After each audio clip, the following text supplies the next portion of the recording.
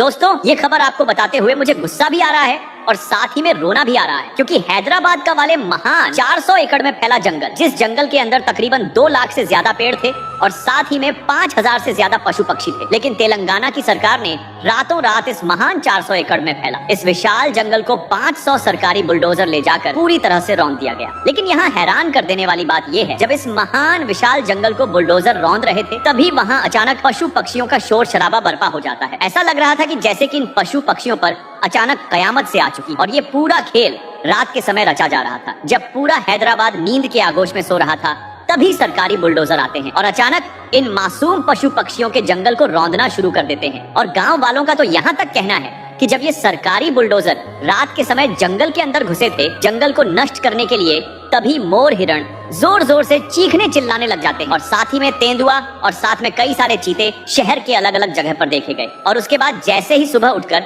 हमने जंगल में जाने की कोशिश करी तो हमें वहां जाने से रोका और हमने दूर खड़े होकर देखा कि बहुत सारे मोर और हिरण जमीन पर पड़े हुए हैं जो इस दुनिया को छोड़कर जा चुके हैं। ये देखकर तो हमारे पांव के नीचे की जमीन खिसक गई और हमारी आंखें फटी की फटी रह गई। लेकिन अच्छी बात ये है, गांव वालों ने ये सब देख बिना देरी करे हुए विरोध प्रदर्शन शुरू कर दिया और विरोध प्रदर्शन का सरकार पर बेहद ज्यादा असर पड़ा और इतना ज्यादा विरोध प्रदर्शन देखते हुए आखिरकार सरकार को इस 400 एकड़ में फैला मकान जंगल की कटाई को रोकना पड़ा। और इसके बाद थोड़ी देर के लिए उन पशु पक्षियों को राहत की सांस मिली जो इस जंगल में रहा करते थे। दोस्तों, अगर इसी तरह से चला रहा विकास के नाम पर इन बड़े बड़े विशाल जंगल को नष्ट करते रहे तो आने वाले समय में हम इन पेड़ पौधों को केवल टीवी में या फिर कहीं म्यूजियम में ही देख पाएंगे। जिस तरह से अभी के समय में हम पुराना समय के महान जानवर को केवल म्यूजियम में देख पाते हैं, क्योंकि पिछले जमाने में भी लोग बड़े बड़े जानवरों का शिकार किया करते थे कुछ पैसे कमाने के लिए, और इसका नतीजा आज ये निकला कि आज इस धरती से बड़े सभी जानवर पूरी तरह से विलुप्त होने की कगार पर है।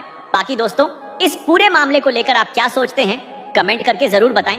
क्या विकास के नाम पर सरकार को इस तरह का कदम उठाना चाहिए या फिर नहीं? लेकिन वो वीडियो तो आप सभी लोगों ने देखी होगी इंस्टाग्राम पर, जिसके अंदर मोर हिरण जोर जोर से सीख रहे थे और हिरण तो शहर की ओर भाग कर आ गए थे अपनी जान बचाने के लिए।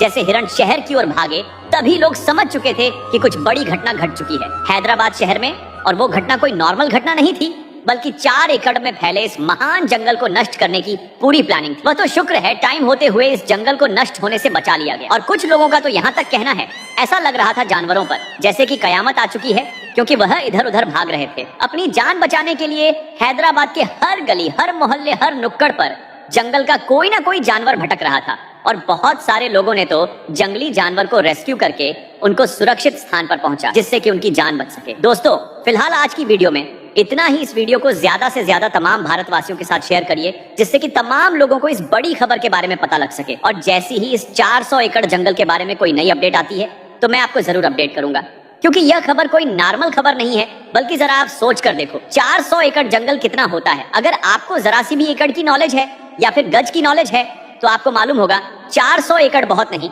बल्कि बहुत ही ज्यादा होता है। और अच्छी बात यह है, वहां हैदराबाद की यूनिवर्सिटी के छात्रों ने इस जंगल कटाई को रोकने के लिए अभियान शुरू कर, और इस जंगल की कटाई को रोकने के लिए इन छात्र और छात्राओं का बहुत ही बड़ा योगदान था, जिन्होंने इस जंगल की कटाई को रोकने के लिए अहम योगदान निभाया। और इन हैदराबाद के छात्र छात्राओं को भारत के तमाम देशवासियों की तरफ से सलाम है। फिलहाल अभी तक के लिए इतना ही। तब तक के लिए अपना और अपने परिवार का पूरा ख्याल रखें। जय हिंद।